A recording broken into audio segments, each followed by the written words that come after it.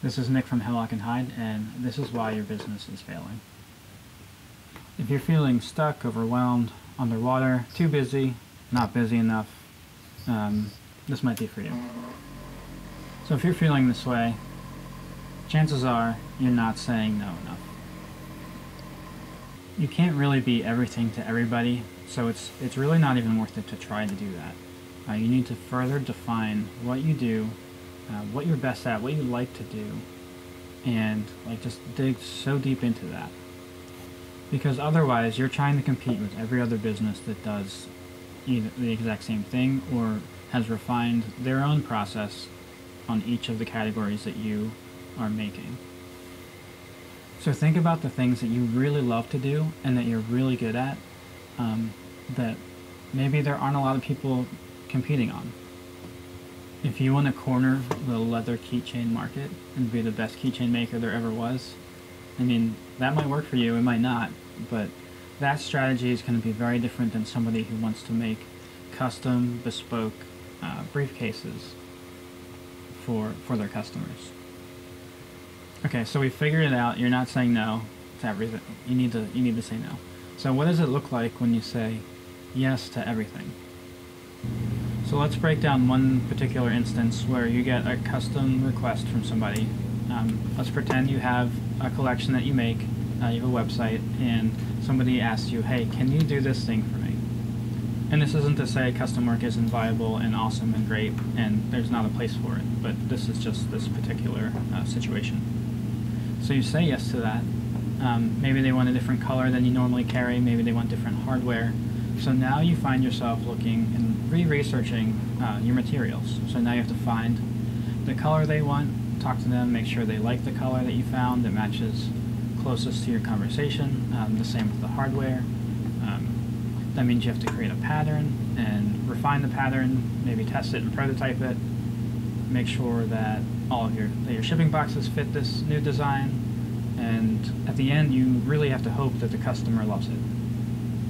And you also have to figure out if you're going to make a profit on it, if you have a system in place that makes this profitable and that they're okay with the price that that costs. And that's a key part to this, because this is a very difficult thing to scale. Custom work is very difficult to scale. It's not impossible if you have the right technology and you have a lot of experience with materials and resources to get those materials. It's possible, but people are definitely going to have to pay for that. So imagine you said yes to 5 of these projects, and now you have to research and pattern and go back to your spreadsheet to see if you can make a profit and all that stuff. You have to basically redo your business almost every time you make a new item like that. So you've said yes to everything, and now your time's constrained, and you can't focus on the other parts of your business that are selling and making you money.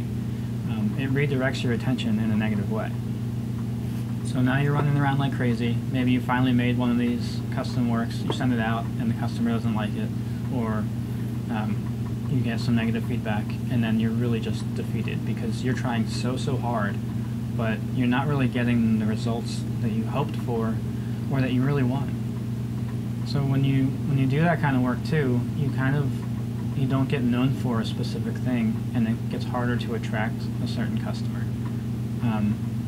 So if you want to define your products, maybe your colors and your hardware and all the details that you do, it could become a cohesive aesthetic and brand and marketing and a whole package that people can identify with, and you can start to attract your target customers.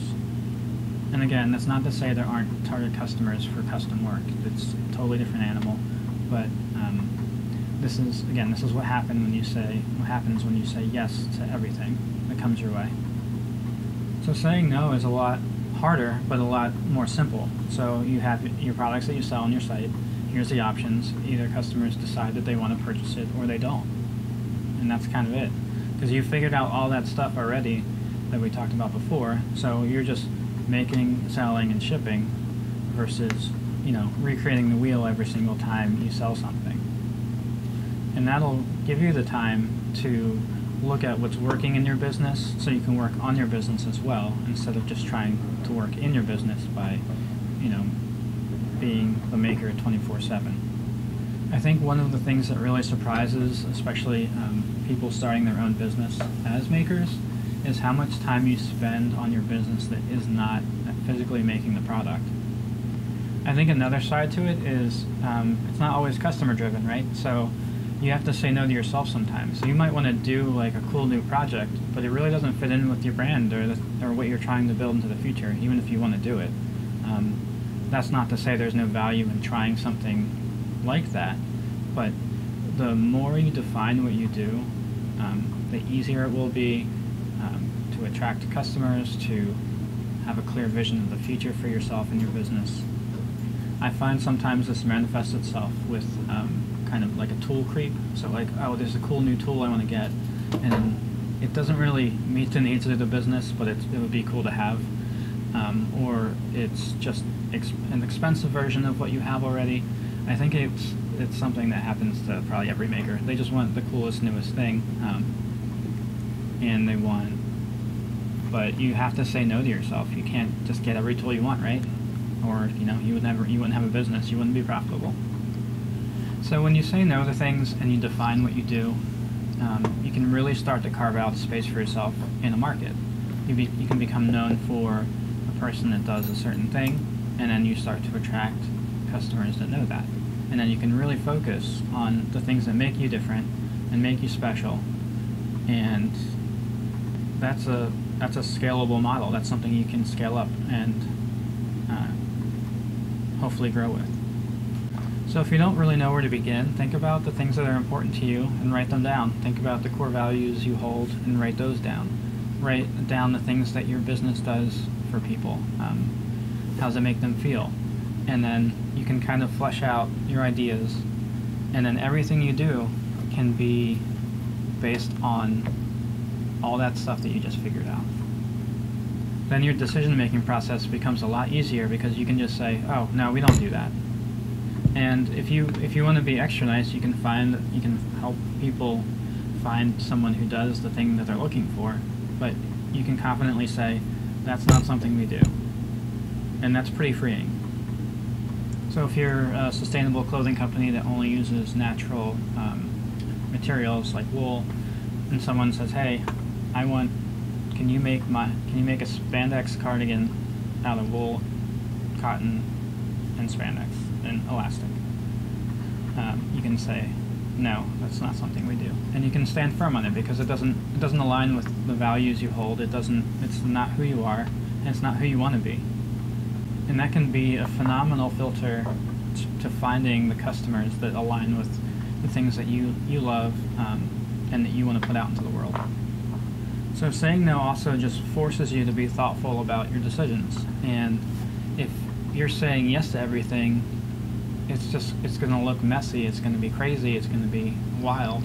But if you're saying no to most things and focusing on some very specific details, you're going to be refined, you're going to be consistent, and your customer base is going to know exactly what to expect out of you. And don't mistake that for being boring. And consistency doesn't always just mean boring. It means clear expectations that are met every time. So if you're feeling a little bit lost, I hope this helped you kind of give you some clarity to what you need to do to figure it out. It can be overwhelming to say no, but I think you'll find it so freeing once you start doing it, and you'll wonder why you never started this a long time ago.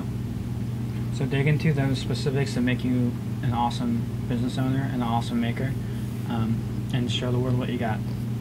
If you enjoyed this conversation, feel free to give us a comment and drop us a line. Let us know what kind of topics you'd like to discuss, and we'll see you on the next one.